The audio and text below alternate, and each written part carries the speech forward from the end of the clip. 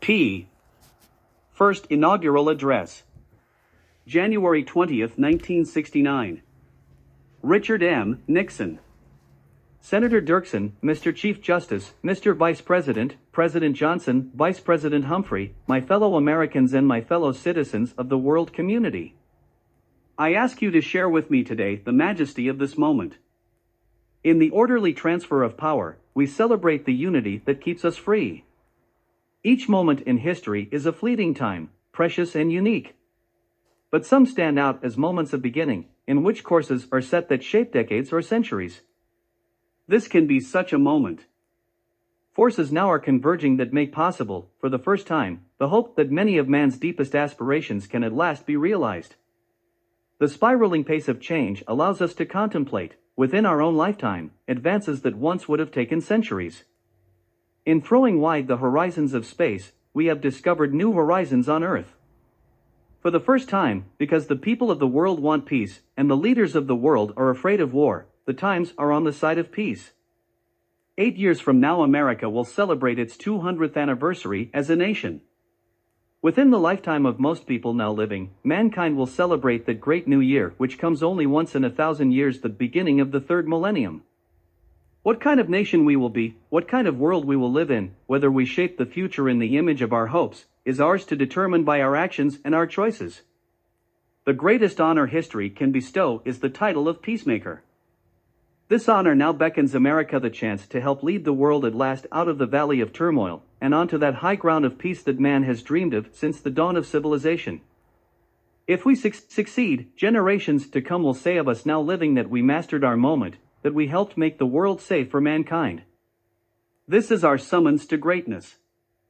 I believe the American people are ready to answer this call. The second third of this century has been a time of proud achievement. We have made enormous strides in science and industry and agriculture. We have shared our wealth more broadly than ever. We have learned at last to manage a modern economy to assure its continued growth. We have given freedom new reach, and we have begun to make its promise real for black as well as for white. We see the hope of tomorrow in the youth of today. I know America's youth. I believe in them. We can be proud that they are better educated, more committed, more passionately driven by conscience than any generation in our history. No people has ever been so close to the achievement of a just and abundant society, or so possessed of the will to achieve it. Because our strengths are so great, we can afford to appraise our weaknesses with candor and to approach them with hope. Standing in this same place a third of a century ago, Franklin Delano Roosevelt addressed a nation ravaged by depression and gripped in fear. He could say in surveying the nation's troubles, they concern, thank God, only material things. Our crisis today is the reverse.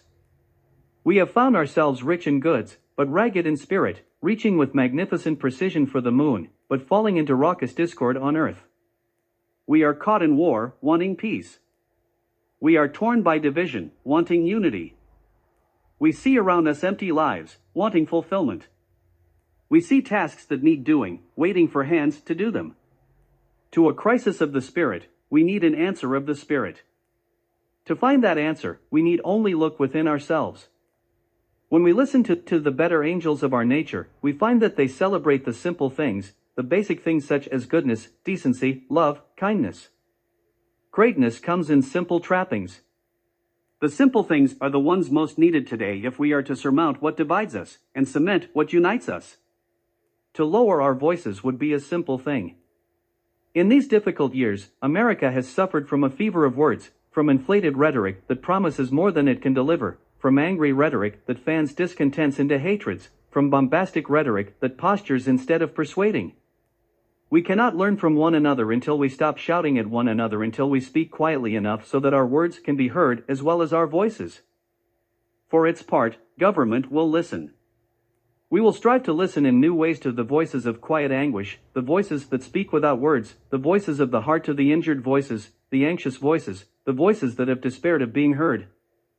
Those who have been left out, we will try to bring in.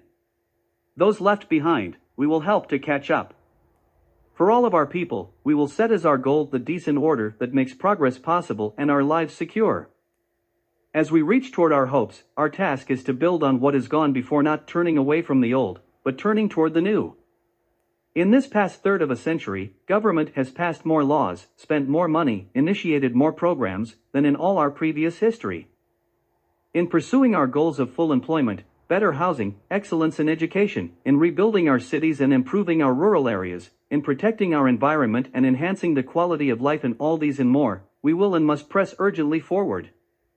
We shall plan now for the day when our wealth can be transferred from the destruction of war abroad to the urgent needs of our people at home. The American dream does not come to those who fall asleep. But we are approaching the limits of what government alone can do. Our greatest need now is to reach beyond government, and to enlist the legions of the concerned and the committed. What has to be done by government and people together, or it will not be done at all.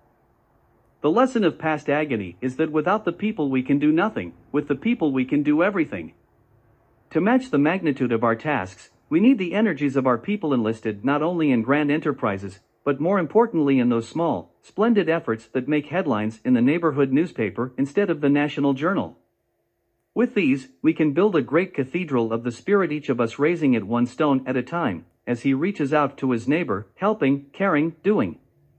I do not offer a life of uninspiring ease. I do not call for a life of grim sacrifice. I ask you to join in a high adventure, one as rich as humanity itself, and as exciting as the times we live in. The essence of freedom is that each of us shares in the shaping of his own destiny. Until he has been part of a cause larger than himself, no man is truly whole. The way to fulfillment is in the use of our talents. We achieve nobility in the spirit that inspires that use. As we measure what can be done, we shall promise only what we know we can produce, but as we chart our goals we shall be lifted by our dreams. No man can be fully free while his neighbor is not. To go forward at all is to go forward together. This means black and white together, as one nation, not two. The laws have caught up with our conscience. What remains is to give life to what is in the law, to ensure at last that as all are born equal in dignity before God, all are born equal in dignity before man. As we learn to go forward together at home, let us also seek to go forward together with all mankind. Let us take as our goal, where peace is unknown, make it welcome, where peace is fragile, make it strong, where peace is temporary, make it permanent. After a period of confrontation, we are entering an era of negotiation. Let all nations know that during this administration our lines of communication will be open. We seek an open world, open to ideas, open to the exchange of goods and people, a world in which no people, great or small, will live in angry isolation. We cannot expect to make everyone our friend, but we can try to make no one our enemy. Those who would be our adversaries, we invite to a peaceful competition, not in conquering territory or extending dominion, but in enriching the life of man. As we explore the reaches of space, let us go to the new worlds together, not as new worlds to be conquered, but as a new adventure to be shared. With those who are willing to join, let us cooperate to reduce the burden of arms, to strengthen the structure of peace, to lift up the poor and the hungry. But to all those who would be tempted by weakness, let us leave no doubt that we will be as strong as we need to be for as long as we need to be. Over the past 20 years, since I first came to this capital as a freshman congressman, I have visited most of the nations of the world. I have come to know the leaders of the world and the great forces, the hatreds, the fears that divide the world. I know that peace does not come through wishing for it, that there is no substitute for days and even years of patient and prolonged diplomacy. I also know the people of the world. I have seen the hunger of a homeless child, the pain of a man wounded in battle, the grief of a mother who has lost her son. I know these have no ideology, no race. I know America. I know the heart of America is good. I speak from my own heart, and the heart of my country, the deep concern we have for those who suffer, and those who sorrow. I have taken an oath today in the presence of God and my countrymen to uphold and defend the Constitution of the United States. To that oath I now add this sacred commitment: I shall consecrate my office, my energies, and all the wisdom I can summon to the cause of peace among nations. Let this message be heard by strong and weak alike. The peace we seek to win is not victory over any other people, but the peace that comes with healing in its wings, with compassion for those who have suffered, with understanding for those who have opposed us, with the opportunity for all the peoples of this earth to choose their own destiny. Only a few short weeks ago, we shared the glory of man's first sight of the world as God sees it, as a single sphere reflecting light in the darkness. As the Apollo astronauts flew over the moon's gray surface on Christmas Eve, they spoke to us of the beauty of Earth, and in that voice so clear across the lunar distance, we heard them invoke God's blessing on its goodness. In that moment, their view from the moon moved poet Archibald MacLeish to write. To see the Earth as it truly is, small and blue and beautiful in that eternal silence where it floats, is to see ourselves as riders on the earth together, brothers on that bright loveliness, and the eternal cold brothers who know now they are truly brothers.